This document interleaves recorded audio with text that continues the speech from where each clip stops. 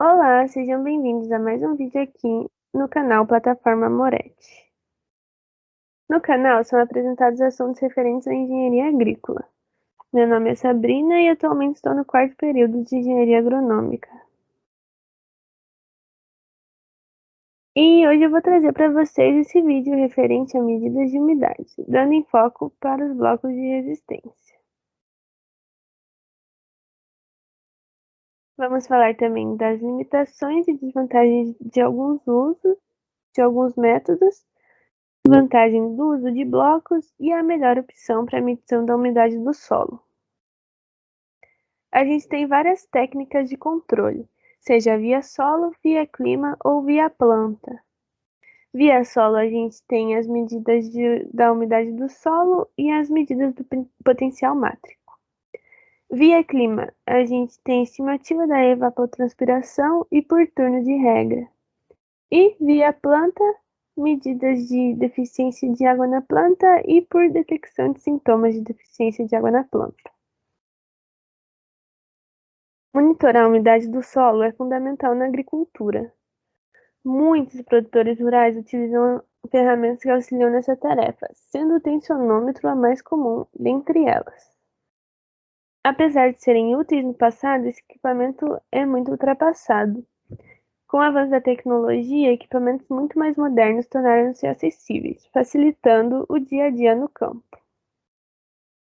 A utilização de tensionômetros ainda é o método mais utilizado, porém, esse método tem muitas limitações. A principal é necessitar de frequentes manutenções, visto que acontece um acúmulo de ar na cavidade da cápsula porosa, o que ocorre com uma velocidade crescente. Outra desvantagem significativa é a falta de automação, sendo necessário leituras manuais diárias do instrumento. Isso consome muito tempo e prejudica as aferições. Além disso, necessita de cuidados especiais de instalação e operação, e também de um programa de treinamento para técnicos responsáveis pelo controle de irrigação da propriedade.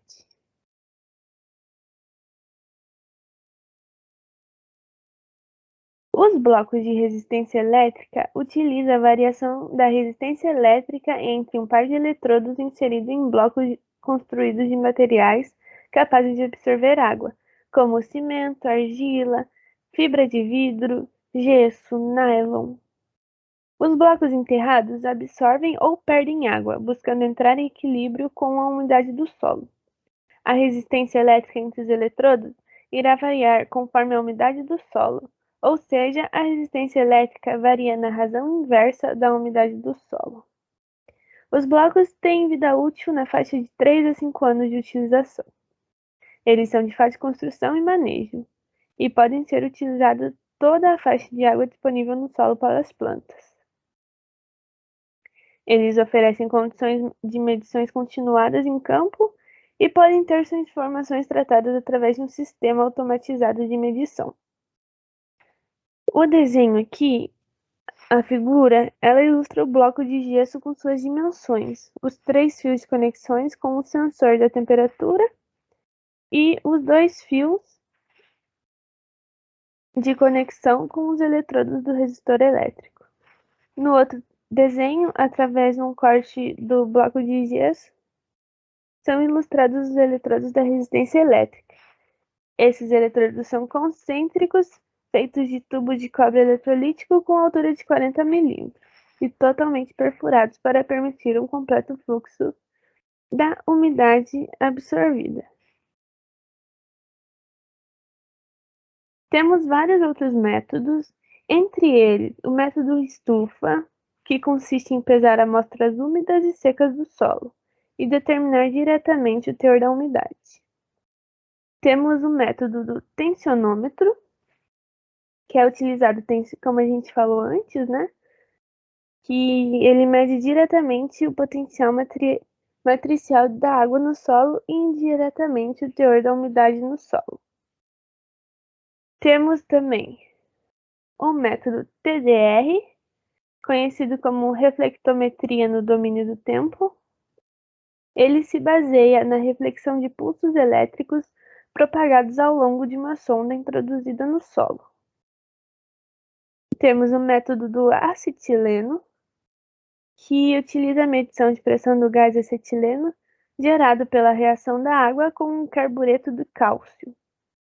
Num recipiente hermeticamente fechado, a gente coloca o solo junto com o carbureto do cálcio em excesso. A pressão do gás acetileno produzido é medida através de um manômetro. O teor de umidade do solo é diretamente proporcional a essa pressão. É um método rápido, simples, barato e indicado para casos sem exigência de muita precisão. E também temos o método da capacitância elétrica. Ele utiliza a variação da capacitância elétrica com a variação da permissividade de um material poroso, contido entre placas paralelas de um capacitor. E o método térmico. Como a água é um melhor condutor térmico que o ar, à medida que o ar é substituído por água em um material poroso, as propriedades térmicas neste material se alteram.